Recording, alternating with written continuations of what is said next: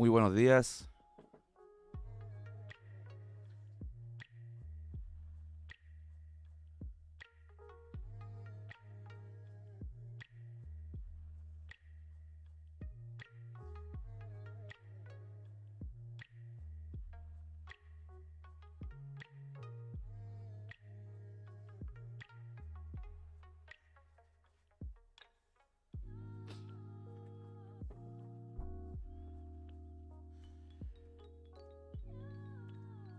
Cuando es viernes 24, estamos transmitiendo nuestro segundo capítulo, el primero de la mañana.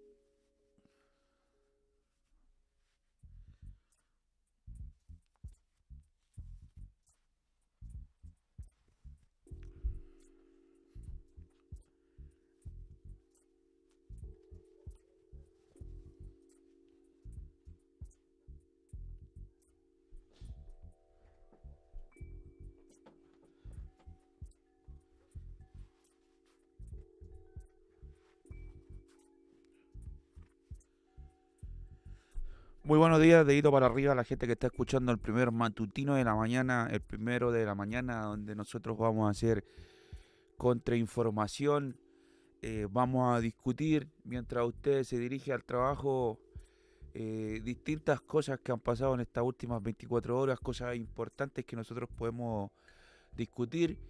Eh, También vamos a charlar un poquito, vamos a hacer un breve resumen de lo que ha pasado en Ecuador para que la gente se informe.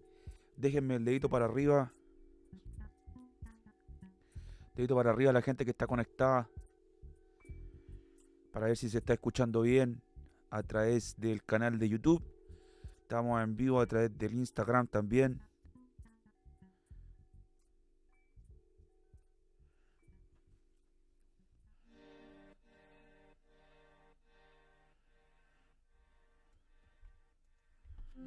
El primero de la mañana, nuestro capítulo uno después del capítulo piloto.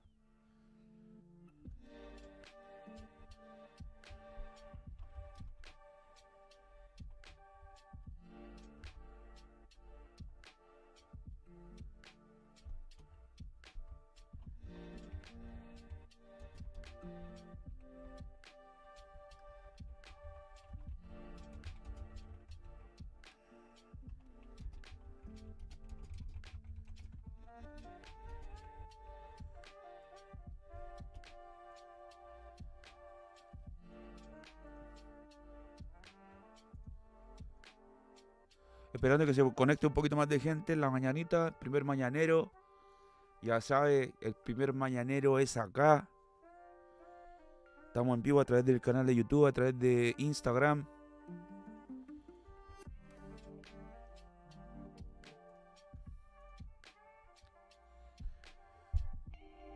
Buena, bro, Sebastián, ¿cómo está en vivo? ¿Se escucha bien? Nos dice Sebastián en el canal de YouTube. La gente de Instagram, ¿escucha bien?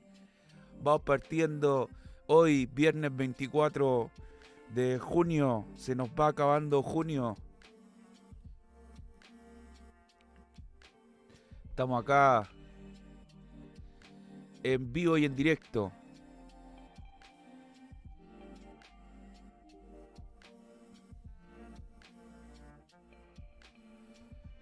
Vamos a hacer un breve resumen de las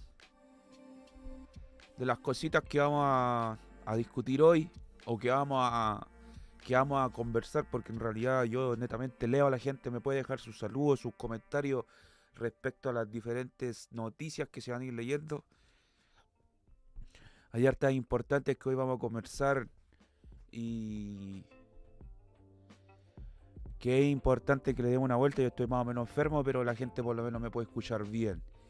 Ya estamos en vivo a través del canal de YouTube, ya sabes, Incógnito me puede encontrar, y a través del Instagram, Incógnito Oficial también. Así que vamos partiendo hoy, el 1 de la mañana, en vivo. Muy buenos días.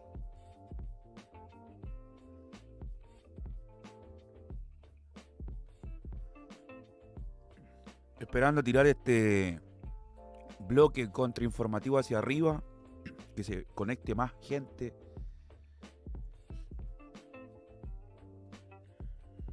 Tempranísimo en la mañana dando jugo, como decían, como guagua recién nacida, a las 6, 7 de la mañana. Vamos entonces a leer hoy día el de qué va a tratar el programa hoy. Va a ser bastante interesante, y en nuestro programa piloto conversamos sobre la apropiación cultural, Huitripantru, la problemática que está pasando en Colombia, el cierre de Codelco y entre varias cosas más que también se conversaron, como la libertad del asesino de Catrillanca y el montaje que se le hizo a un Peñi por la quema de la municipalidad de Villarrica.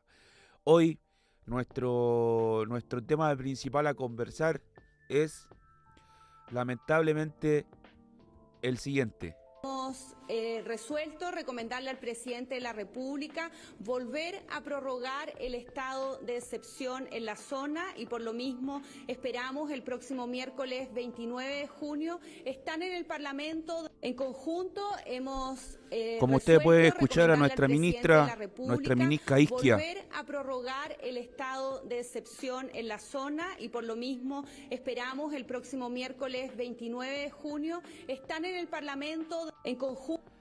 Ministra Siches informa que se va a aplazar el estado de excepción en Gualmapu por 30 días más. Es la solicitud que le hace nuestra ministra Interior a nuestro querido presidente Arbolito Monocultivo sobre el estado de excepción y la seguridad de los vecinos y vecinas en territorio Gualmapu, o como le dicen ellos, la macrozona sur.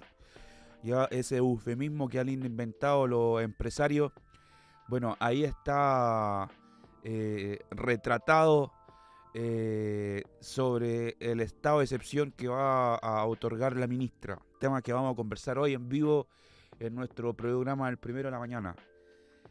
Otro tema que vamos a conversar, fin al paro de trabajadores. Ya Pantoja, el presidente de la Federación de Trabajadores del Cobre, FTC, fue quien dio a conocer la noticia indicando que a partir de este minuto vamos a levantar la paralización y el convencimiento de que estamos haciendo cosas correctas y que es lo más justo. Se baja el paro de trabajadores de Codelco, que está unido a los chupapicos de los camioneros. Disculpa que lo diga así, pero sí estaban unidos a los chupapicos de los camioneros. Vaya dejándome el dedito para arriba, la gente que está en el canal de YouTube, la gente que está en el Instagram. Recuerde, el 1 de la mañana estamos transmitiendo en nuestro capítulo 1.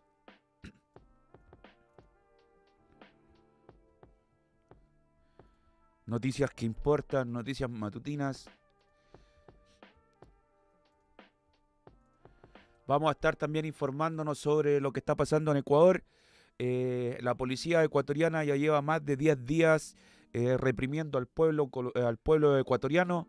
Van alrededor de 5 muertos, muchos detenidos. Vamos a hacer un breve resumen de que se nos ha compartido desde las noticias de RT. Sobre lo que realmente está pasando, un retrato sobre lo que está pasando en Ecuador, ¿ya? Y vamos a estar hablando hoy ya a fondo sobre las pirámides, no, mentira.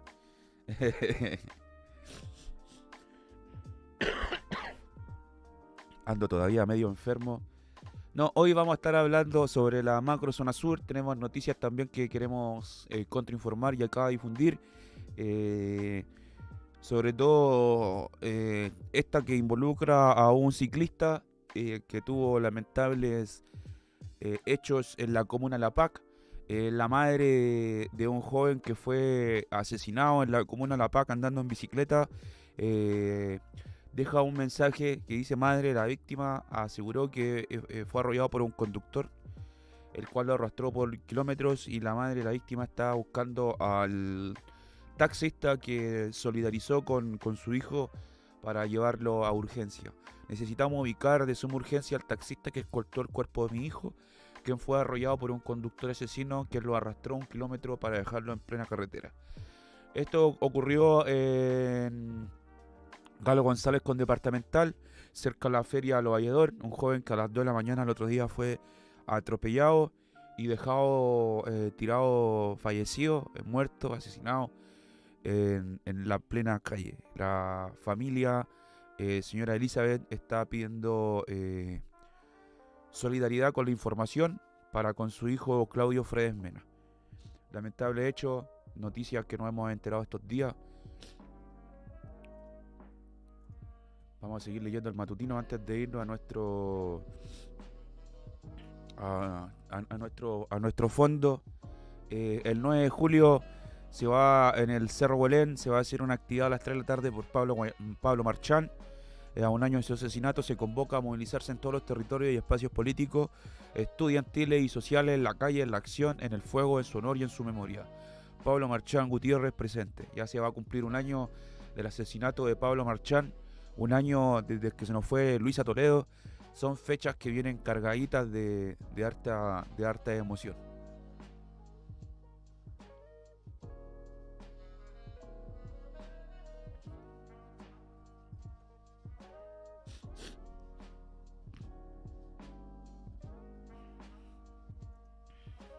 Puede dejar sus saludos, puede dejar sus comentarios, la transmisión en vivo. Estamos en YouTube, estamos en Instagram. Nuestro primer capítulo después del piloto del 1 de la mañana. Ya me estoy tomando un rico cafecito. Así que démosle. Vamos con nuestra primera noticia de fondo con la que vamos a discutir hoy.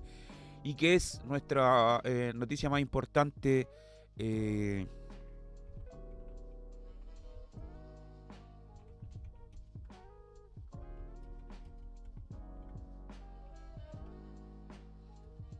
Que es el estado de excepción.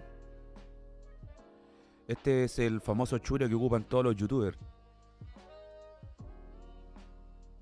Le vamos a leer la noticia desde el diario Facho, para que ustedes entiendan más o menos cómo se mueve esta noticia, cómo hace feliz a los fachos y cómo esa mentira de que, porque era una mentira, hay que decirlo, cuando la gente estaba votando en contra del fascismo, contra Kast, muchos de los argumentos de los del arbolito, de monocultivo, decían que con Boric se iba a dejar de perseguir al mapuche, que con Kast al mapuche lo iban a perseguir, le iban a mandar más milicos y miles de cosas más que se estaban especulando, pero nos damos cuenta que la carpeta legislativa y la carpeta de gobierno ha demostrado que el gobierno del arbolito de monocultivo mandó milicos, estableció el estado de excepción en la macrozona en Gualmapu y sigue con su dinámica de premio a los grandes forestales y con la dotación de armamento de última tecnología para la misma Yuta. Le vamos a leer la noticia. Gobierno solicitará nuevamente al Congreso extender el estado de excepción de la macro zona sur. Dicen los fachos la tercera. Es el gobierno quien exige el estado de excepción en la macrozona, así lo anunció la ministra del Interior Isca Siches, quien informó que el 29 de junio acudirán al Parlamento para solicitar la ratificación. Sobre la posibilidad de que el presidente Gabriel Boric visite la zona, sostuvo: estamos evaluando cuál es el mejor momento en que participe. Boric, si tú vayas a la macrozona, te van a dar con caja, hermano. Te lo digo, te lo doy advertido, te van a dar con caja. No va a haber ningún respeto para hueones como tú, así que piénsalo bien antes de irse a la macrozona, como usted le llama. Sobre todo, si nos da el ejemplo de la ministra, que fue a levantar diálogo sin avisarle a las comunidades y fue con dotación de policía, investigaciones y con militares. O sea, si usted va a dialogar con la fuerza pública en la espalda, nadie va a dialogar con usted. Lamento mucho decirle, pero mientras usted no saque a los militares de la zona y mientras no le ponga un restrictivo a las forestales, va a seguir el conflicto en territorio mapuche, porque es un conflicto por la lucha autonomista, por una lucha al reconocimiento ancestral de la tierra, porque es un conflicto y una deuda histórica con un pueblo que ha estado resistiendo. La noticia sigue diciendo que la decisión se dio a conocer desde La Moneda tras una nueva reunión para evaluar el estado de emergencia que rige desde el 17 de mayo, con el fin de resguardar las rutas de la región de la Araucanía y en las provincias de Biobío y Arauco en la región de Biobío. O sea, esto es al sur del Biobío. En conjunto, hemos resuelto recomendarle al presidente de la República volver a prorrogar el estado de excepción de la zona, precisó la jefa de gabinete acompañada por la ministra de Defensa, Maya Fernández, y el subsecretario del Interior, Manuel Monsalves, un bueno palpico, y representantes de la policía y las Fuerzas Armadas. Además recalcó que tras la cita para analizar el despliegue de la herramienta constitucional, hacemos un balance positivo en torno a poder evitar, en especial, aquellos hechos que ponen en riesgo la vida de las personas. Bueno, han matado 4 peñis en los últimos 3 meses en territorio de Gualmapu. No sé a qué le llaman evitar poner en riesgo a las personas si han matado 4 peñis en el territorio. No hay ninguna comunicación aparte del gobierno con respecto a estos casos. Ya es bastante brígido que el gobierno se ponga en esa vereda de velar por la seguridad de las personas cuando realmente son los peñis los afectados. Peña y Lamián. No hay por dónde entender esto. O sea, la seguridad que se le está poniendo a la zona es netamente para los grandes latifundistas, la gente que tiene tierra y las empresas. O sea, no hay otra lectura, no hay otra cosa como leerlo. Sigue diciendo, hay una reducción importante en torno a quema de camiones de más de un 85%. En torno a vehículos, ataque de vehículos en un 65% y en el uso de armas de fuego en un 57%. O sea, ya están tirando porcentaje los del gobierno, pero pese a que la quema de camiones ha disminuido un 85% y pese a que los vehículos atacados ha disminuido en un 65% y pese a que el uso de armas de fuego ha disminuido a casi la mitad, igual se propone seguir con un estado de excepción, porque así lo dice, claro, o sea, son los militares los que al parecer tienen que controlar la zona para bajar las cifras. No hay el diálogo que tanto conversaba este gobierno. No hay diálogo con las comunidades en resistencia. Acá usted lo puede ver. Ya es la Fuerza Armada la que ha propuesto la persecución y el control del territorio. No es un diálogo. Así que no lo veamos como una victoria del gobierno cuando realmente está haciendo prácticamente lo mismo que hacía Kass con su propuesta de militarizar la zona y controlar todo lo que pasaba ahí. O sea, alguien que le vea algo diferente, que nos diga en el programa, por favor. La gente que está en vivo en el canal de YouTube, la gente que está en vivo en el Instagram, que nos diga, ¿ustedes ven algo diferente en esta nueva propuesta de continuar con el estado de excepción pese a las cifras que dicen que ha disminuido la violencia? ¿Qué creen ustedes? ¿Qué es lo que ha disminuido la violencia? ¿La militarización de Gualmapu o el diálogo a través de Instagram y Twitter que ha tenido la ministra? Les leemos mientras continuamos acá en el Primero de la Mañana.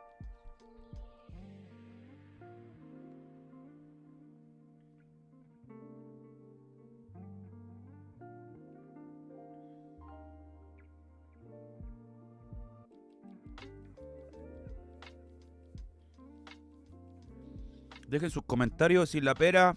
Dejen sus comentarios sin la pera. Pueden, acá nosotros no nos vamos a burlar. Puede comentar lo que quiera, a menos que sea un facho culiado que esté viendo el directo y quiera comentar weá. Pero déjenos su comentario respecto a qué piensa realmente las capacidades del gobierno. En donde nos miente. Y donde los mismos votantes se mienten diciendo que el gobierno de Boric no iba a perseguir tanto a los mapuches, que el gobierno de Boric no iba a perseguir tanto a la persona que protesta. Y nos hemos dado cuenta que la crudeza con la que han atacado a los estudiantes secundarios en Santiago y la crudeza con la que han militarizado Gualmapu, incluso solicitando la extensión del estado de excepción, yo creo que no son cosas que se esperaban los votantes de Boric. O sea, realmente no son cosas que que la gente esperaba que pasara. O sea, yo creo que ahí hay un tema de manipulación del voto, que a la gente le propusieron la lucha contra un Estado o un próximo gobierno fascista. Y ahí es cuando nosotros caemos en el mal menor. ¿Qué es lo que es el mal menor? Quiero que la gente me explique qué es lo que es el mal menor. Démosle con los comentarios. Crone en sí dice que no, que no, y nos manda un corazón. Entendemos que ese no es que no deberían seguir militarizando la zona y mandando milicos a controlar. O sea, yo creo que por ahí va ese no. ¿Algún otro comentario, gente del sur que esté escuchando el directo? ¿Sobre qué piensan respecto al mal menor? O sea, ¿creen ustedes que Boric tiene todo el derecho en su poca capacidad de meses de gobierno en militarizar la zona, en seguir con la misma lógica de Piñera, continuar con estos estados de excepción y lo mismo que había propuesto Kast, porque al final es técnicamente lo mismo?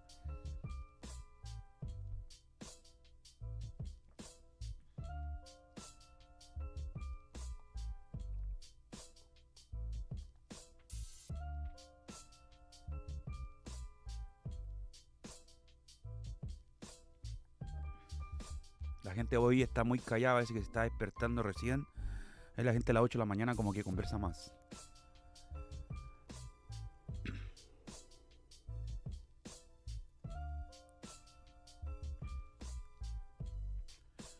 Tutun, tutun, tutun. Parece que vamos a tener que prender el primero de la mañana porque la gente en el directo no está dando sus opiniones respecto al tema de la macrozona. Lo que está pasando realmente en Wallmapu y el estado de excepción que solicita nuestra querida ministra Isca Siches para la zona, para perseguir, para reprimir y para controlar territorio mapuche, Wallmapu. Vamos con musiquita de fondo mientras vamos pasando al siguiente tema. Acá nos dejan un comentario. Coronel MC dice al final, gobierne quien gobierne, da lo mismo. Chile tiene patrones de fondo, da igual quien sea presidente, será una pista igual con más olor que otra. Como decimos nosotros, es otra mierda pero con otras moscas. La misma mierda pero con otras moscas. Milongo nos dice, si le dan terrenos a los mapuches, ¿qué sentido tendría la guerrilla? Así se soluciona la guerrilla. La derecha eso no lo quiere entender. La derecha es la única que quiere estirar a los milicos. O sea, nosotros podemos entender el conflicto en Wallmapu, pero en realidad es la derecha la que tiene intereses involucrados en Wallmapu. O sea, sin ir más lejos, hace poquito le quemaron una hotelería a Juan Sutil. Así que quemándole lo que fue la hotelería a Juan Sutil, yo creo que es una respuesta directa al empresariado que controla los gremios privados. Juan Sutil es como el presidente del gremio de los privados. Bueno, con alguien que se reunió Boric. Así que por ahí va. O sea, es la misma la derecha la que tiene los intereses puestos en territorio mapuche. Y es por eso mismo que para tener la tranquilidad de los empresarios y que los empresarios no hueven a Boric porque están de la mano, es que la ministra Isquia propone nuevamente hacer un estado de excepción, prolongar el estado de excepción. Poeta urbano Marimari, usted que es de territorio mapuche, cuéntenos cuál es su percepción con respecto a que nuevamente el Ministerio de Interior haya solicitado la prolongación del estado de excepción en territorio mapuche, cuando los mismos votantes de Boric, de este gobierno, decían que votar por Boric era votar por la libertad del pueblo mapuche y que era totalmente contrario a las políticas represivas que proponía Kast, cuando estamos viendo realmente que es el ministerio de Boric quien propone seguir militarizando la zona y no proponer el diálogo. El diálogo con milicos no existe. El diálogo con fuerzas represivas no existe. ¿Qué nos dice usted, Peñi? Déjenos sus comentarios. La gente que piensa, está bien que el gobierno del Arbolito proponga nuevamente la extensión del estado de excepción y la militarización de Wallmapu. Cárcel para Lopestri por sedición, dice Mentesana. Vayan dejando sus comentarios. Estamos en vivo en el canal de YouTube, estamos en vivo acá en Instagram. Ya sabe, puedes escuchar este programa que se llama El Primero de la Mañana, un matutino contrainformativo en donde nosotros le vamos a estar leyendo las noticias mientras usted se dirige a su rico, confortable y agradable trabajo que le hace levantarse temprano. Seguimos leyendo comentarios con respecto a la noticia. Nosotros ya hemos dado nuestra... Latino dice autodefensa, crear lazos, hacernos fuertes. Para allá va el camino a Yayala, yo creo, para allá van todas las luchas de los pueblos dignos. Y hablando de eso, acá nos responde Poeta Urbano, a la pregunta que le hicimos recién, nos dice: el verdadero diálogo será cuando saquen a las forestales, latifundistas, milicos y Paco de Gualmapu, Peñi. Ven, esa es la realidad. O sea, hay que entender que en el gran... Aquí nos vamos a detener y vamos a hacer algo con todo el respeto. ¿Por qué? Porque cuando uno va en la vida, entendiendo los conflictos que no son de uno, ¿cierto? Uno se propone a entender realmente cuál es la dinámica y cuáles son las dimensiones del conflicto. Cuando usted le habla de Gualmapu y le hablan de Peñi,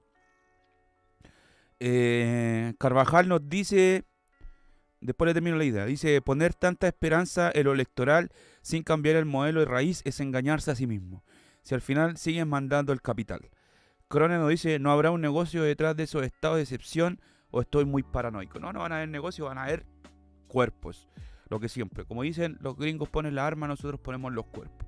Continuando con la idea, cuando nosotros hablamos de Gualmapu, nosotros normalmente tendemos a encasillar lo que es el conflicto mapuche en la personificación del conflicto. O sea, nosotros hablamos de Gualmapu y la gente tiende a través de la tergiversación y a través de los eufemismos, tiende a pensar que son terroristas, narcoterroristas, narcotraficantes, flojos, borrachos, que son estigmas que se le ha creado al pueblo mapuche a través de los años, a través de la televisión, ¿cierto?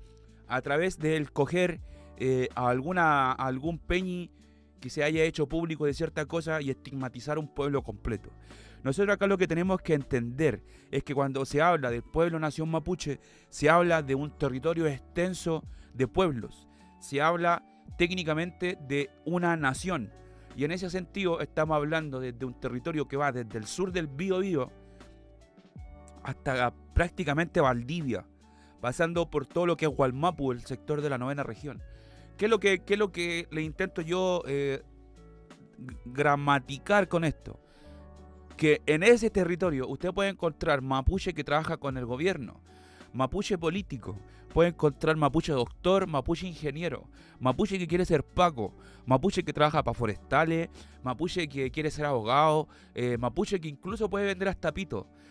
Puede haber hasta un mapuche flight en Temuco, que venga de familia mapuche y que se reconozca como mapuche y puede ser flight.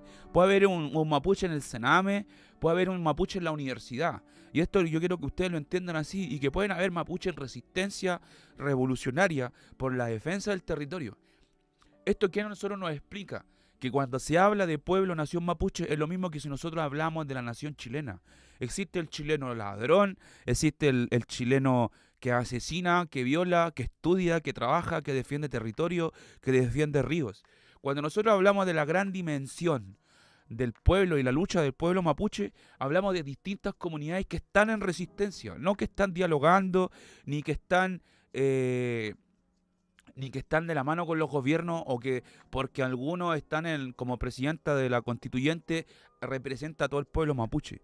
En realidad el pueblo mapuche tiene diferentes escenarios, incluso entre las comunidades sus escenarios son muy diferentes, porque el territorio donde ellos resisten también depende de si está en parte de una forestal que podría ser Celulosa Arauco, o en parte de otra forestal que puede ser CMPC, o puede estar a través de latifundistas que trabajan como forestales privados. Hasta mapuche facho, lamentablemente, exacto. Por eso es muy difícil entender el conflicto desde la televisión, y es cuando uno se tiene que acercar a leer los comunicados. O sea, no es lo mismo un sabotaje de reivindicación de la CAM que un sabotaje de la AUCAM, por ejemplo, o del RML. no son RNM. Entonces, no es técnicamente la misma lucha. Son diferentes protagonistas, Peñi, Comunidad en Resistencia, que han intentado a través de la lucha unificar sus distintos territorios, pero con diferentes fines. Hay territorios mapuche en resistencia que han tratado de potenciar sus territorios, ya sea con la madera, de construir mejores casas, construir mejores instalaciones, y hay otras comunidades que hoy en día están tratando de rescatar lo que es la tradición mapuche, por ejemplo, como la CAM. La CAM hace recuperación y siempre lo ha dicho, nosotros lo que buscamos no es quitarle la madera a las forestales, sino que establecer una recuperación de la memoria del pueblo mapuche, en la lucha autonomista. Entonces, cuando nosotros hablamos de los diferentes actores del sector, nosotros también tenemos que entender que existen privados que trabajan como sicariato para forestales privadas, para familias que se roban la madera entre ellos, ex pacos que funcionan como ejércitos privados, sicarios, narcotraficantes. Existen muchas dinámicas que se han metido en el territorio para tergiversar un poco lo que es el conflicto. O sea, se hizo en Colombia con la FARC metiendo la droga, la coca a los territorios y generando que la dinámica del conflicto diera vuelta a través del conflicto a la droga. O sea, esta intervención es así. La gran diferencia es que el pueblo nación mapuche no es una guerrilla grande, sino que son distintas comunidades en resistencia. Para que se entienda un poco lo que es el conflicto, porque normalmente en la tele se dice, no, son todos delincuentes, son todos terroristas.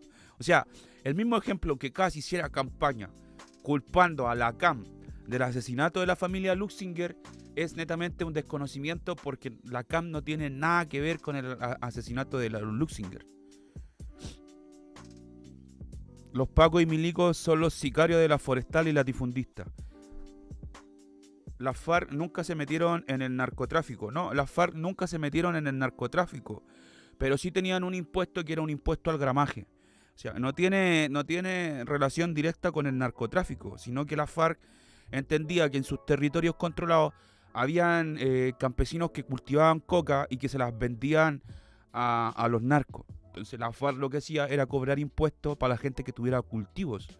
No solamente cultivo de coca, sino que cultivo en sus territorios. Y con eso ellos financiaron la guerra. O sea, tenemos que entender que las FARC y el ELN en Colombia, ellos batallaban contra helicópteros de guerra. Sobre todo el ELN, que son personas que andan haciendo mortero con las manos. Entonces, el conflicto sí o sí se tiene que financiar de alguna forma. Y la compra de armas, la compra de equipamiento. O sea, tú no puedes pelear con ondas contra un helicóptero de guerra. O sea, por favor, la persona que piensa que porque tú seas guerrilla tenés que trabajar de forma relajada, mentira. La guerra es la guerra y si no te defiendes te van a matar. Entonces, en Colombia se prestó mucho una dinámica de lo que fue el impuesto. Y a través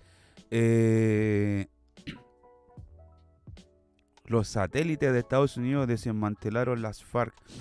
En realidad yo conozco el conflicto de otra forma. O sea, fue el proceso de paz lo que generó en las FARC una división bastante importante. O sea, la estrategia que ocupó el gobierno colombiano fue asesinar a los mandos medios de las FARC, que eran los que mantenían la comunicación entre los mandos altos y las bases, que son las FAREP, que están desplegadas en los territorios. Cuando se habla del conflicto, el proceso de paz, se solicita que las FARC vayan prolongadamente desarticulando, entregando sus armas por territorio. Entonces, en ese sentido, mientras que las FARC entregaban sus armas, los paramilitares y el gobierno seguían matando a ex desmovilizados en los territorios. O sea, si tú ibas a entregar tu arma y querías reintegrarte a la sociedad civil, los paramilitares te seguían, te extorsionaban, te mataban, te secuestraban.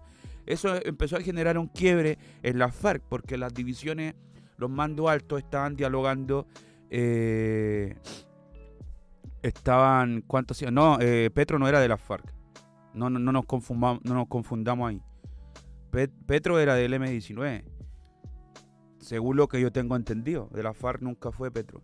Bueno, el tema es que al desarticular y perseguir a los mandos medios se creó una distancia entre los mandos superiores que estaban dialogando en Cuba y bueno, en Santrich, que estaban en el gabinete y todo, y las bases que eran las perseguidas. Entonces se genera una división y un quiebre interno en las FARC que fue netamente la gran desmovilización que tuvo las FARC en el proceso de paz.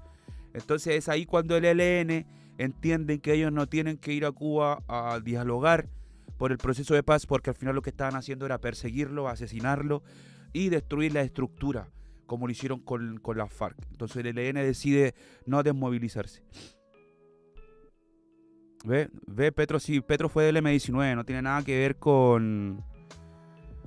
no tiene nada que ver con las FARC. El M-19 era otra guerrilla que funcionaba en los 90, que se desmovilizó netamente. Y Petro era como el vocero, como la parte pública del M-19. Era como el inteligente, el que generaba los comunicados y todo eso. No, él no sé si estuvo en el monte resistiendo y no tiene la envergadura que tuvo las FARC. Bueno, terminando con el primer tema de fondo sobre la militarización y la prolongación que exige nuestra ministra Isque Siches. Déjenos sus últimos comentarios para ya seguir pasando al próximo tema. Estamos acá en el primero de la mañana leyendo los matutinos. Hermano Dios que está en el YouTube, el programa nosotros lo hacemos leyendo noticias, no imaginando cosas. O sea, que venga el golpe, no venga el golpe, yo creo que es una realidad que cualquiera puede vivir independiente del gobierno y no es algo en lo que nosotros basamos nuestra política pública. ¿Por qué? Porque al final venga o no venga el golpe, nosotros somos los que estamos poniendo los cuerpos, nosotros somos los que conocemos a las familias que hay que hacerle las lucas, nosotros conocimos a la familia La Fran, nosotros conocimos a la familia del Romario, nosotros hemos conocido a la familia del Pablo, entonces los mismos presos políticos. Entonces, que venga el golpe, no venga el golpe, yo creo que es algo que nosotros entendemos porque nosotros, personas organizadas que estamos ahí en la resistencia y gente que todavía ve la lucha como una guerra social declarada por el mismo Piñera, yo creo que no nos preguntamos esas cosas porque al final en lo concreto estamos siendo afectados de la misma forma como si hubiese golpe o no hubiese golpe. Vamos con el siguiente temita, vamos a dejar música de fondo, puede dejar sus saludos. Vamos a hablar un breve resumen de lo que está pasando en Ecuador. Le vamos a hacer una pequeña lectura y vamos a ir analizando el proceso, entendiendo que hoy en día están apareciendo bastantes iconizaciones de lo que es la protesta. Vamos a hablar algo que es totalmente importante, que fue un fenómeno que pasó aquí en Chile, que estuvo a punto de pasar en Colombia, pero se pudo evitar. Así que démosle, dejen sus saludos y volvemos después de la musiquita en vivo. El primero de la mañana, capítulo 1, programa contrainformativo y de lectura de noticias.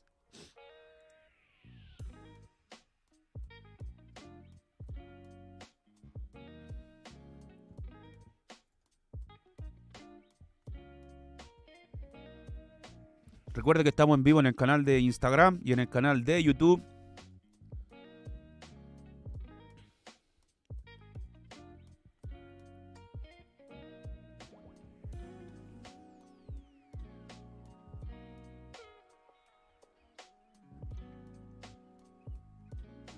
Dejen sus deditos para arriba si la transmisión va bien.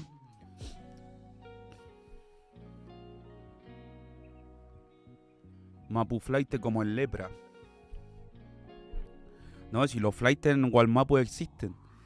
La gran contradicción es que dicen en el Walmapu es que no se pueden hacer las cosas a la chilena. Es una de las grandes frases que ocupan los peñis. Que hay cosas que se hacen en Walmapu como si fuesen chilenos, como si estuvieran acá en La Pintana. Entonces, por ahí va, ¿no? El Mapu Flight, claro que existe, pero los conceptos chilenos en Walmapu se te rechazan un poquito. No les gusta que la gente ande a la chilena, que los chilenos influya en lo que es el Walmapu.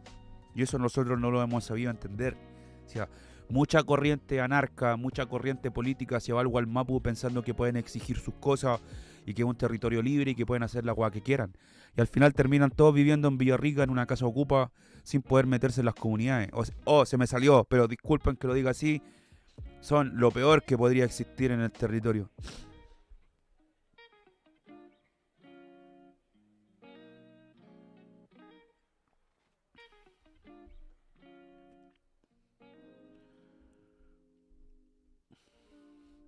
Sí, hermano, pero que CMPC tenga activa una papelera en Puente Alto no significa que estamos cerca del Walmapu. No tiene nada que ver. CMPC tiene plantas... CMPC tiene plantas en todo Chile y no significa que sea lo mismo. Los conflictos se solucionan con estrategia, no con similitudes. Entonces eso es importante hacer el INCO.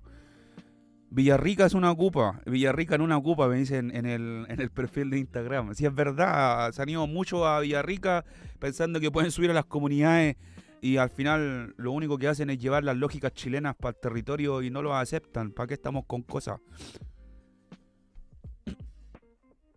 Seguimos con la lectura de los matutinos.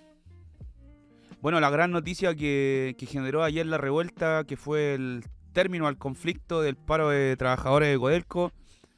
Vamos a hablar después de eso. Ayer estuvimos hablando en el capítulo piloto.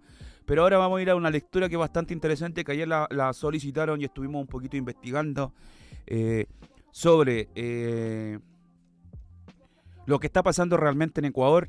Han habido muertos, detenidos. El gobierno incluso ha salido a decir que la policía tiene toda la libertad de accionar contra el pueblo. Así que yo creo que es bastante importante lo que está pasando en Ecuador para hacerle una lectura. La policía de Ecuador reprime la movilización indígena. Manifestantes de los movimientos indígenas de Ecuador fueron reprimidos este jueves por la policía en los alrededores de la Asamblea Nacional en Quito en el 11º día de protestas contra el gobierno de Guillermo Lasso.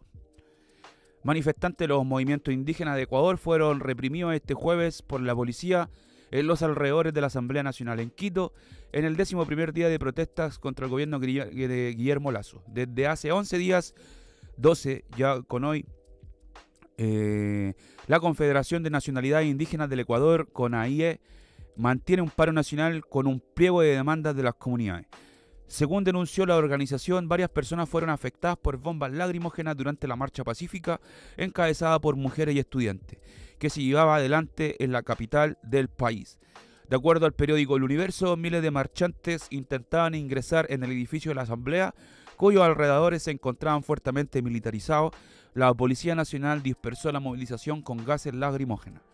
Gary Espinosa, dirigente de la Federación Nacional de Organizaciones Campesinas Indígenas y Negras, FENOCIN, afirmó que buscaban ingresar al edificio para pedirle al presidente de la Asamblea Nacional, Virginio Saquicela, que se aplique el numeral 2 del artículo 130 de la Constitución para que los legisladores evalúen a Lasso y busquen una salida política al conflicto. En medio de la tensión que se vivía en las calles, una mujer debió ser asistida tras sufrir una descompensación, según pudo registrar Radio Pichincha. Por su parte, el líder de la CONAIE e impulsor de las protestas, Leonidas Issa, dijo que la represión policial de esta jornada había sido una mala señal de cara al acercamiento entre los movimientos indígenas y el gobierno. En horas de la noche, la Alianza de Organizaciones de Derechos Humanos confirmó la muerte de Henry Quesada Espinosa en el Parque del Arbolito de Quito debido a un trauma penetrante de tórax y abdomen de perdigones. O sea, el pueblo ecuatoriano lleva 11 días resistiendo a lo que es el gobierno de las comunidades indígenas. Hay que entender también que Ecuador es uno de los países que tiene más comunidades indígenas, es uno de los países que no tiene explorado todo su territorio. Creo que el 70% del territorio ecuatoriano no ha sido explorado todavía, está natural. Entonces ahí las comunidades indígenas sí de por sí son más fuertes, tienen asambleas, tienen muchas cosas a nivel nacional, son reconocidos como sujetos de derecho. Entonces allá están herramientas que le entregan para poder tener diálogos. Seguimos leyendo. Desde el inicio del paro, el 13 de junio, se han registrado 4 fallecidos, 4 desaparecidos, 92 heridos y 94 detenciones, de acuerdo a la Alianza de Organizaciones por los Derechos Humanos de Ecuador, tregua y negociaciones. Este jueves, el ministro de Gobierno de Ecuador, Francisco Jiménez, anunció que la CONAIE y otras organizaciones podrán hacer uso de la Casa de la Cultura Ecuatoriana en Quito, para llevar adelante la asamblea como paso previo al diálogo con el Ejecutivo que aún no se concreta. La sede de la CCE y el vecino Parque El Arbolito, donde se ha concentrado tradicionalmente el movimiento indígena durante las movilizaciones en la capital ecuatoriana, estaban previamente tomados por la fuerza pública para albergar al personal policial, hospedaje y centro de acopio. Además, gobernadores de 23 provincias agrupados en el Consorcio de Gobiernos Autónomos Provinciales del Ecuador, CONGOPE, propusieron una tregua de 24 horas para encauzar las conversaciones entre las partes en conflicto. Lasso había propuesto una reunión con la CONAIE a fin de frenar las protestas que están teniendo lugar por el aumento del coste de la vida en el país. Para este miércoles dio positivo de COVID-19, por lo que permanecerá despachando desde el Palacio de Gobierno, trabajando por el país y por la paz, se informó oficialmente. O sea, el presidente de Ecuador, cuando estaba a punto de llegar al diálogo, le dio COVID. ¡Oh, qué suerte!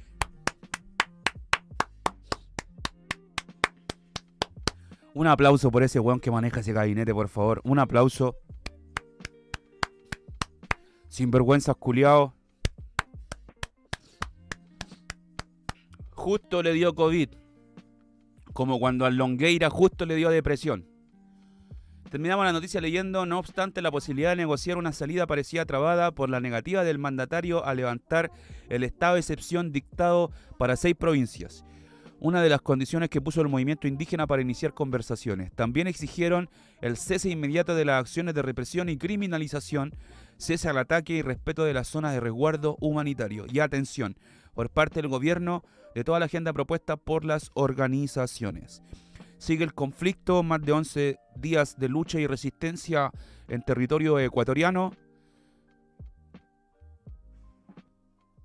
Y siguen los pueblos en diálogo, siguen los pueblos avanzando y resistiendo. Creo que nosotros queríamos hacer acá el hincapié. El hincapié son todas estas corrientes políticas que piensan que el hecho de solamente odiar y no canalizar y no organizar la fuerza es una lógica que a nosotros nos puede validar. O sea, hay mucha gente que sabe un montón, hay mucha gente que se maneja en conceptos políticos, pero la forma en hacer política es una mierda. Déjenme que lo diga así. Hay gente que realmente por su odio lo único que hace es terminar regalando compañeros, y son lógicas y dinámicas que no se pueden prestar. ¿Por qué hago este hincapié? Porque en Chile, cuando fueron las protestas del estallido social, la dinámica de centralizar la lucha en todas estas corrientes que son antifascistas, anarcas, que van al choque, cuando hay gente, se prestaron para acoger un montón de gente que no tenía experiencia política y que no tenía base de cómo hacer un conflicto político, y al final la revuelta se prestó para qué decir las cosas como son. La Plaza Dignidad se volvió en el mall Plaza Dignidad. La gente pensó que Plaza Dignidad era una trinchera válida, económica, el ejemplo del neoliberalismo y el capitalismo en la Plaza Dignidad, y eso se prestó para que la dinámica se fuera chacreando. ¿Cuál es la gran diferencia que tienen los pueblos colombianos y los pueblos ecuatorianos? En Colombia, cuando en Puerto Príncipe se estaba prestando la misma dinámica de centralizar la lucha en un punto para iconizarla, para generar todas estas tendencias, ¿cómo decirla? Se generaron unas tendencias como populista. Fue la misma minga indígena de los campos del Cauca la que baja a tomar el control de las direcciones de la protesta. Y ellos fueron los que generaron bases, campamentos en esos territorios para levantar asambleas de discusión, asambleas que cuando cogían a los policías y cogían a los fachos, a los paracos, ellos los llevaban a un tribunal popular indígena, tomaban las decisiones de qué iba a pasar con esta persona, y así ellos iban manejando y controlando el territorio desde la organización política. En Dignidad había un montón de hueones cabeza polera que lo único que hacían era creer en el fuego a la yuta, y que está bien, el que la puede hacer, pero hay mucha gente que lo discursea y no hace nada, mucha gente que lo discursea como algo populista. Entonces eso se prestó para que apareciera tanto hueón aprovechador, y hoy en día todavía se sigue prestando la misma lógica de hueón aprovechadores que van a espacios de lucha en el centro e intentan manejar el conflicto a través de sus intereses personales, convocando gente sin seguridad, sin protocolo de cuidado, sin gente que tenga experiencia de combatir con los pacos, sin gente que tenga experiencia de hacer acciones que debiliten al capital. Entonces eso es importante entenderlo, y las comunidades indígenas sí tienen esa organización. Podemos tener muchas cosas en contra, muchas ideas diferentes a lo que es la organización desde las comunidades indígenas, pero lo que es organización para los conflictos es bastante importante asumirlo, porque son las comunidades que han estado en resistencia. En Santiago no habían comunidades en resistencia. O sea, nadie me puede decir que un compa que vendía, que vivía en una ocupa, me va a hacer el cambio social que la región necesita. Mentira, la mayoría de la gente que hoy en día sabe política lo hace desde el individualismo. No tiene el poder de organización ni el poder de choque grande para unificar los territorios y unificar las comunidades para poder dar un golpe preciso. Por eso hoy en día existe el concepto de la narcoflaite, que es el que tiene más corte de calle es el más real, o el que no hace esto es el más pulento. Mentira, las comunidades son todas diferentes. Cuando nosotros tenemos que accionar es cuando nosotros encontramos las similitudes, y cuando nosotros tenemos que dialogar es cuando nosotros encontramos las diferencias. Y es ahí, en realidad, cuando nosotros encontramos los caminos para poder hacer el trabajo. Entonces, por ahí va el tema del cómo nosotros encaminamos las luchas. En Chile realmente se prestó por una chacra, se prestó para un malentender, incluso después del tema del tratado del diálogo de paz, incluso después de sacar los milicos, siguió muriendo gente, se siguió regalando gente. Bueno, volvió a pasar el tema de la Denise, volvió a pasar el tema de la Fran, el tema de la Isidora, espacios que no miden las cosas que pasan y que realmente al final terminan afectando a tu misma clase. Es para tenerlo ahí en observación, porque es bastante interesante hacer ese ejercicio. Entender si nosotros tenemos las capacidades para no especular ni no hablar weá, sino que realmente accionar. Porque en Santiago y dentro de las comunidades de izquierda se habla mucho de que hay que hacer esto y que esto no se hace y que sabía esto y esto otro, pero en el verdadero accionar nunca están. Nunca están solidarizando de nada. Tienen ideas muy bonitas y que desde sus trincheras es fácil. Desde la individualidad es fácil hacer las cosas. Es fácil que yo pesque unos parlantes y haga una tocata y le dé un enfoque social, cultural. Es fácil de que yo pueda aportar unas lucas para un bingo. Es fácil de que yo pueda aportar unas lucas para una rifa o donar un kilito de tomate a una actividad. El tema es que realmente en el discurso nosotros hablamos de tanto el choque al capital y estamos especulando con tantas teorías que hay detrás, que nosotros realmente no nos enfocamos en una estrategia y una táctica para empoderar los territorios y coger a esos compas que sí tienen la experiencia para poder hacer choque, para poder hacer resistencia, como si lo están haciendo los peñas en el sur. Y de repente nosotros tenemos eso Barça de decir cómo los peñas deberían hacer las cosas, cómo las comunidades deberían resistir, generando estigma, tirándole las peladas, como si nosotros estuviéramos hablando de un vecino funado. Así se comporta Santiago. Por eso se dice en el sur, no queremos andar haciendo las cosas a la chilena, con el cagüín, con el que tú sabías esto y tú sabías esto, es que tú no sabías esto, porque yo sí lo sé y tú sí. Ese arribismo intelectual que tiene como la izquierda, que viene de todos sus polos, es algo que a nosotros no nos ha permitido a generar el trabajo de base y la continuidad y la estrategia para poder darle un golpe al capital, un golpe de desgaste, porque el monstruo es tan grande que no se le puede cortar los pies y que se caiga y nosotros lancemos en federaciones o en comunidades. Al capital hay que darle por desgaste. Las empresas se tienen que ir de dejar de invertir. Es la única forma que nosotros podemos generar que las empresas tengan miedo de venir a Chile a apropiarse de territorio. Es la única forma que las empresas puedan comprobar que hay un pueblo en resistencia que no le van a dejar hacer las cosas como quieran. Pero mientras haya gente que esté solamente opinando, proponiendo que él sabe más que otro, ahí estamos dando vuelta en lo mismo, en el que sabe más, en el que sabe menos y en el que te tira más la pelada más rápido que el otro. Seguimos con la lectura. Importante hacer esa lectura de los procesos que están pasando en Ecuador y en Colombia desde el aspecto social, no desde el aspecto busquilla, porque claro, todos los procesos tienen su traspié, pero nosotros tenemos que entenderlo como las luchas que se están dando al capital para sacar lo que sirve, ¿ya? Los procesos en Colombia fueron bastante interesantes al estallido social porque allá ellos le cambiaron el enfoque para evitar los muertos a pasar de una protesta radical a una protesta artística. Eso hay que entenderlo. Se empezaron a hacer actividades para que a través del arte y la cultura se le pudiera dar una batalla a las expresiones de la ultraderecha, porque hay que entender que en Colombia, a diferencia de Santiago, la derecha no anda quemando un perro en el centro. La derecha ya anda cazando gente y desapareciéndola, con pistolas, con No te entregan la gente a los pacos. Allá te la desaparecen. Te la matan, te la cortan picadita y te la van a tirar a un río.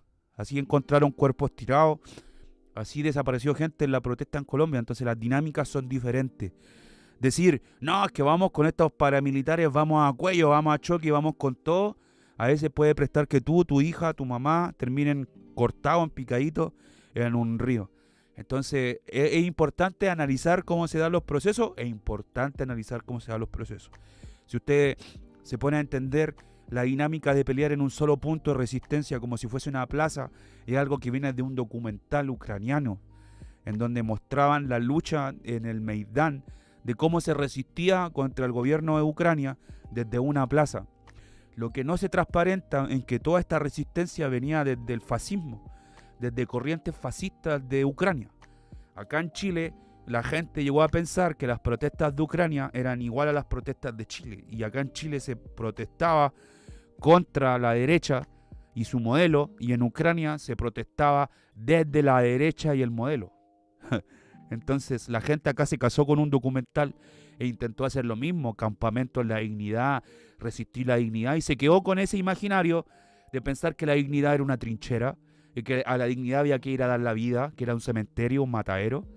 Entonces es fuerte dejarse llevar por esas cosas. Por eso los procesos se tienen que analizar desde los diferentes actores y las diferentes trincheras. Vamos a ir con la última noticia. Vamos a seguir leyendo noticias acá en lo que es el primero de la mañana. Deje el dedito para arriba si le está gustando la transmisión en vivo hoy.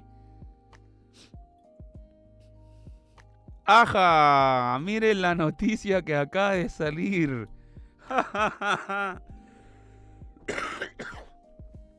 Y que va de la mano con la noticia que vamos a leer ahora.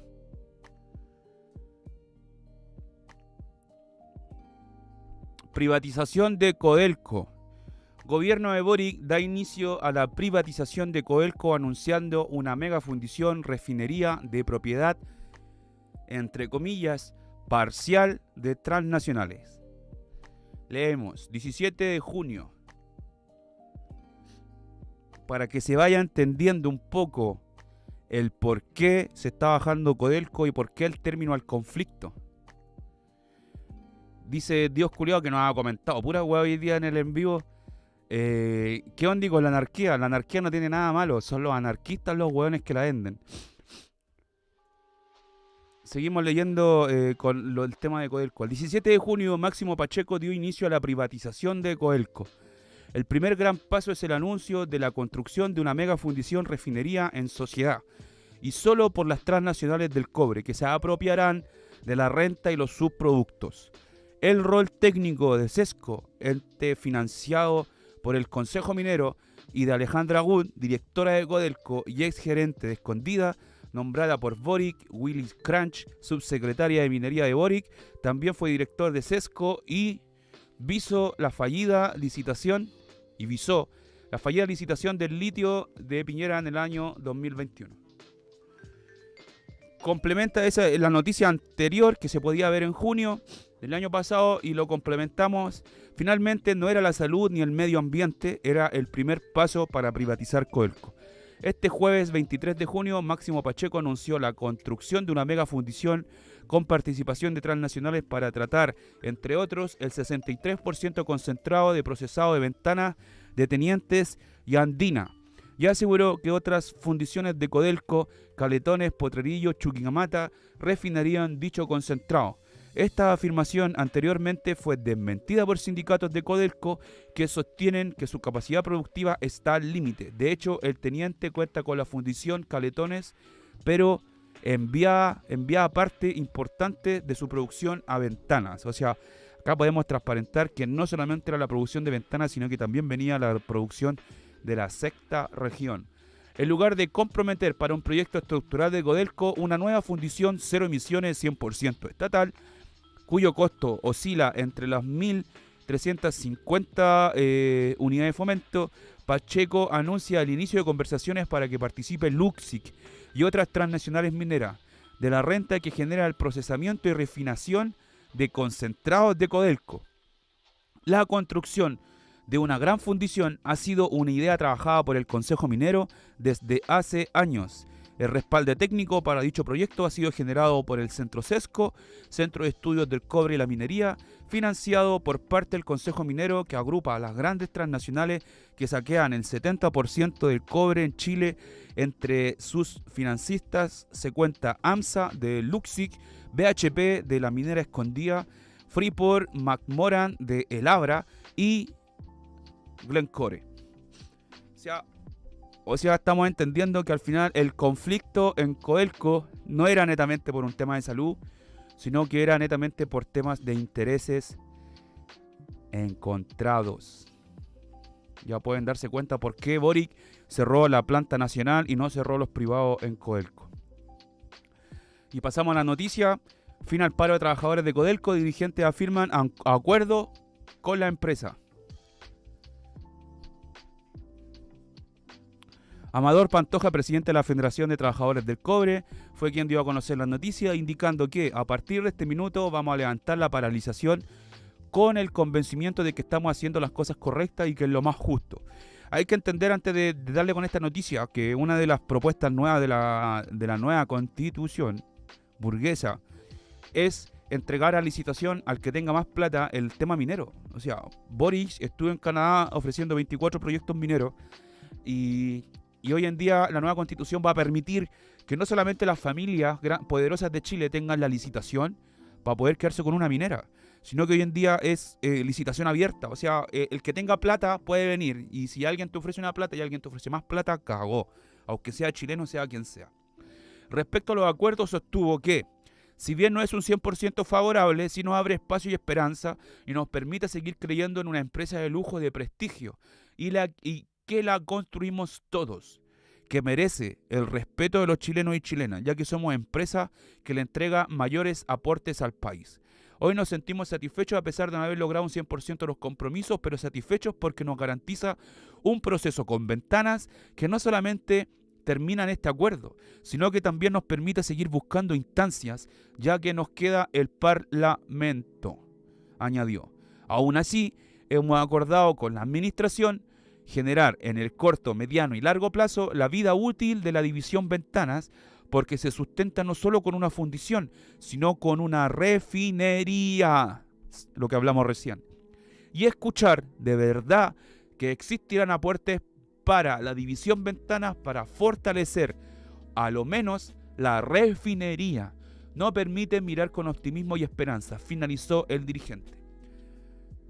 Al leer esta noticia, ustedes se pueden dar cuenta que la intención de Codelco era privatizar la refinería, y aquí en el término conflicto estamos hablando de que en Ventana se va a financiar en la refinería. ¿Qué me dice usted? Déjeme su comentario. ¿Qué piensa de este tongo del paro de trabajadores de Codelco y que a la larga lo único que está haciendo es privatizar uno de los sectores que en Ventana está contaminando? La intención desde los pueblos que están en resistencia en la zona de sacrificio es que esto que está pasando en Ventana, Quintero y Puchuncaví no se repita nuevamente,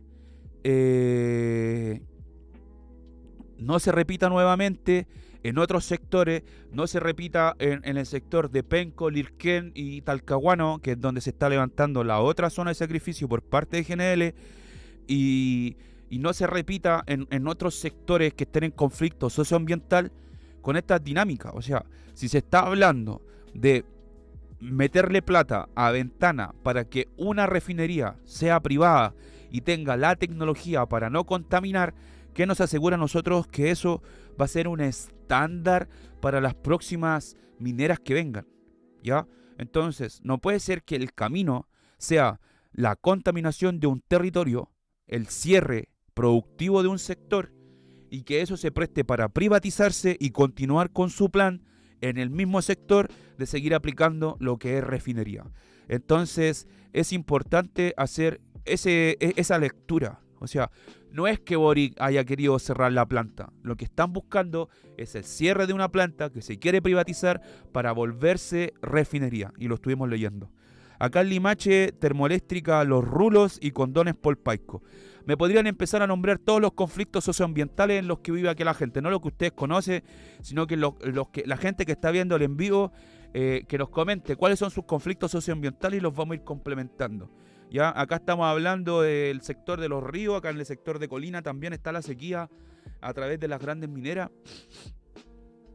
para alimentar la máquina industrial, nos dice en el Instagram latinoamericano. Saludos para Rocha, Brasil, Sao Paulo, hermano. Aguanta ya con la lucha de los pueblos contra el gran extractivismo de la soya, de la deforestación de la Amazonía. Vaya dejando sus comentarios con respecto a qué piensa realmente de lo que está pasando en el conflicto de Codelco. ¿Realmente es un tema por la salud de los niños y las niñas? ¿Realmente es porque se quiere dejar sin trabajo al obrero? ¿O realmente es porque se quiere privatizar un sector? Y ese gordo término de conflicto.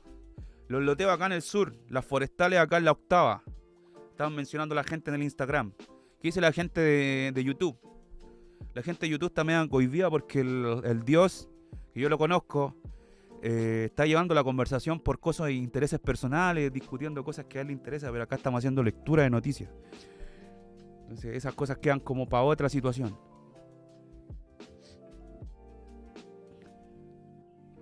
Déjenos sus comentarios, toda la gente que vive en zona de sacrificio, cuáles han sido los conflictos que hoy en día ustedes están viviendo.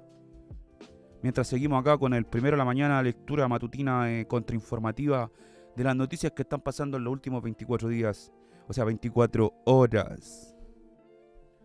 Vamos por el primero de la mañana.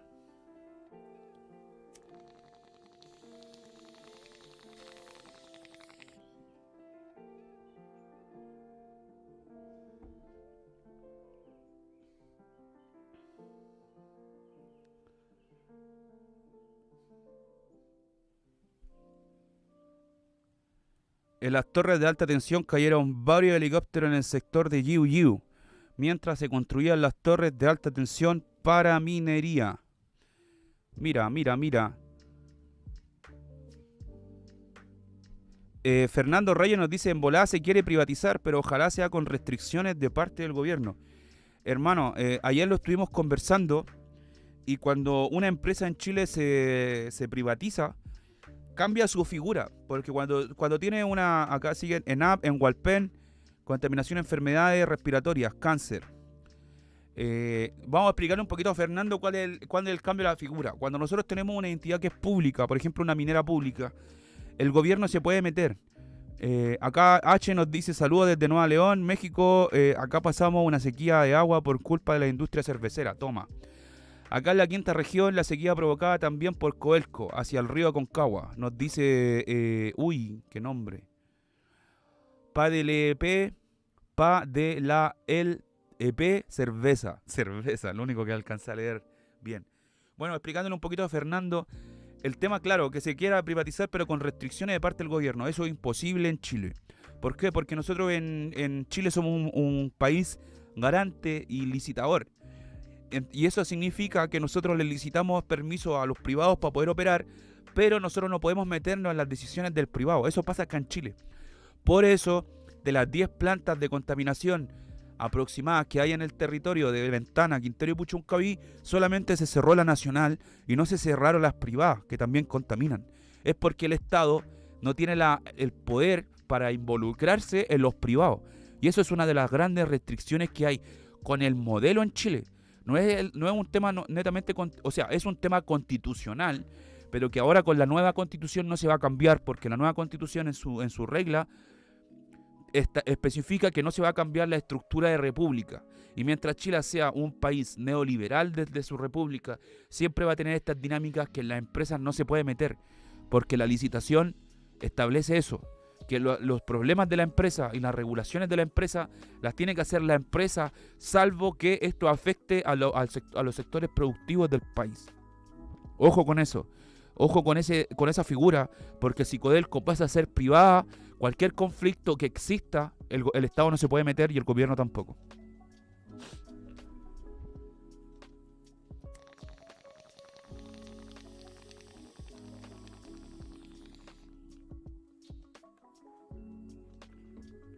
Ahí fuimos con el primero de la mañana, ustedes lo pudieron escuchar.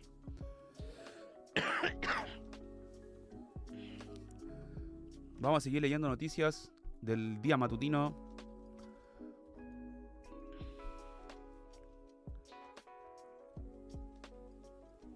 aquí seguimos difundiendo, ustedes saben, almuerzo solidario por un preso político, domingo 26 de junio, 2500, población La Victoria, Galo González con Unidad Popular. Así que va a haber pollo asado y tallarines con pesto para la gente que no come carne. Domingo 26 los esperamos en La Victoria con comida, música y más, desde las 14 horas, apañando a un preso político. Anglo American, Divisiones Soldado, también tiene en sequía 2 ciudades, El Melón y Nogales, al lado de La Calera. Nosotros vamos a estar en La Calera en 2 semanitas más. Bueno, el conflicto en el sector de la quinta región es bastante fuerte. Por algo fue el gobierno regional de la quinta región la que le puso las restricciones a las plantas que están en Quintero Puchuncaví.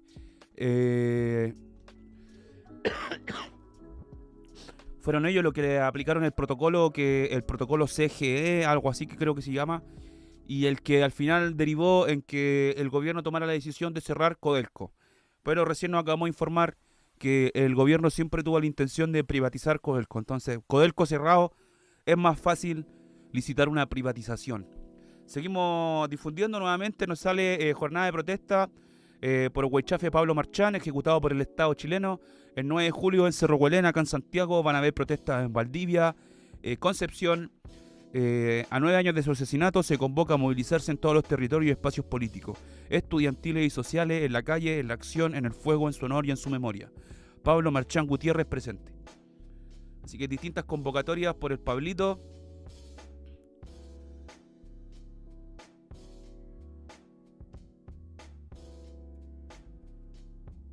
Vayan dejando sus saludos que ya estamos por acabar nuestra transmisión del 1 de la mañana.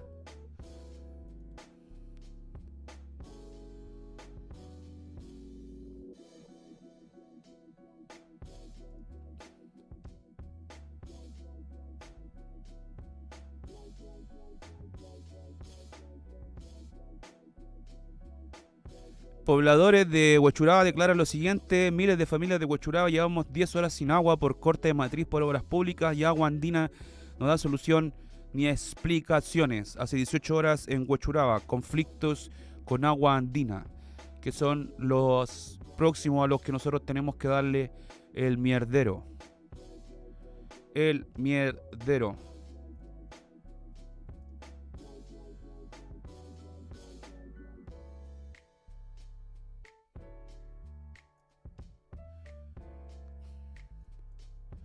Vayan dejando sus saludos.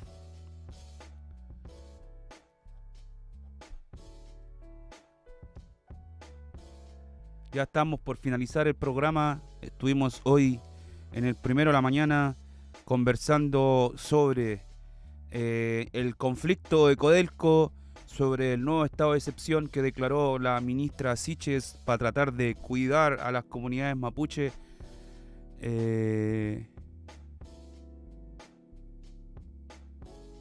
Saludos Pantofa para Juan Moreno. Agustino dice: saludos de Limache, mi bro, aguante el pueblo y su gente trabajadora. Saludos, bomba del rap. Fernando pregunta: ¿y el gobierno qué quiere lograr con esta privatización? Lucrar, obtener recursos, desprender la responsabilidad ambiental. Esa es la palabra. Yo creo que es la palabra que todos estábamos esperando. Los gobiernos en modelos neoliberalistas lo único que hacen es funcionar como administradores públicos. No son gobiernos que al final gobiernan en base a su pueblo, sino que funcionan como administradores públicos. Y en ese sentido, lo que más buscan es quitarse responsabilidades de encima. Sin ir más lejos, el gran incendio que hubo en el sur por el año 2016, cuando se quemaron como 3 regiones, entre ellos el pueblo de Navidad. Un saludo para la gente de Navidad que esté por ahí, si es que hay en vivo. Es que, por ejemplo, la demanda que fue para las grandes compañías eléctricas por no hacerle mantención a sus torres y estas hayan provocado el incendio, fue una demanda que tuvieron que levantar los mismos territorios, y no fue el Estado el que demandó a las compañías. Entonces ahí tenemos una figura de cuál es la responsabilidad. O sea, hubo un incendio y el Estado no es responsable, sino que el Estado busca responsable. Y con eso, bueno, vino la estigmatización al pueblo mapuche, vino hartas persecuciones cuando salieron los WhatsApp de que venía el huracán del fuego y un montón de cosas con imágenes de hombres en caballo quemando pastizales en Argentina. Entonces toda esa manipulación va de la mano, porque el Estado no es responsable de las dinámicas que pasen con las empresas, pero sí lo utiliza, ¿ya? Y muchas veces acá en Chile pasa que ni siquiera pagan impuestos, entonces la licitación queda entre familias. El mismo caso de que estamos hablando de que la licitación de Codelco va a quedar para Luxic, va a quedar para todos estos grupos económicos, al final responde a lo mismo. Sin ir más lejos, Piñera tiene un montón de inversiones en minería en Chile. Entonces, ¿qué nos hace pensar a nosotros que una empresa de Piñera no quiere invertir en la privatización de Codelco, si es uno de los grandes productores que hay en Chile? Entonces, va por ahí el tema. Realmente, ¿qué es lo que nosotros vamos a permitir con este gobierno del arbolito monocultivo? Es bastante preocupante eso. Así que, nada, denle una vuelta. Si ustedes son de territorios que están en conflicto socioambiental, infórmense, porque realmente la solución no la trae la privatización.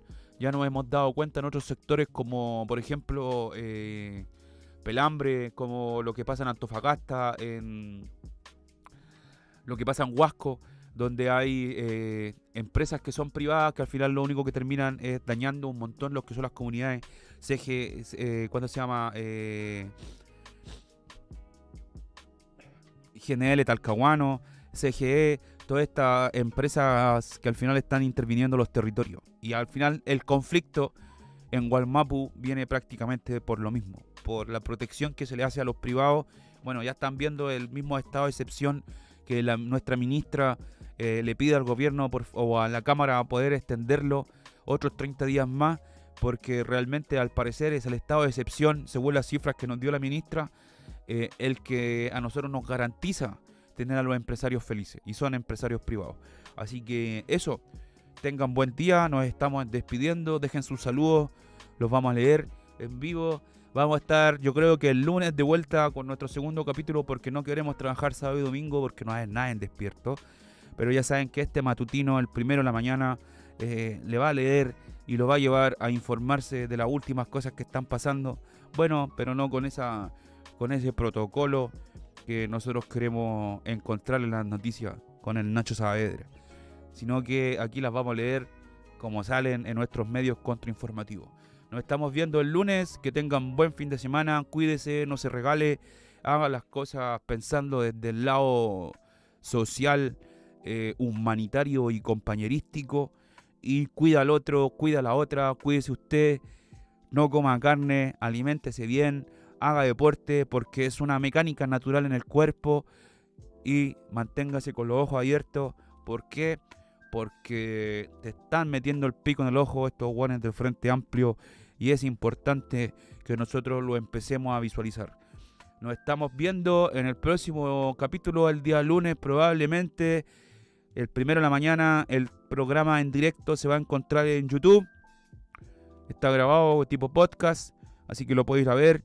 Y eso, tengan buen día, un abrazo, que Dios me lo cuide y la Santa Muerte me los proteja, y el Santo Niño de Atocha le regale muchas felicidades.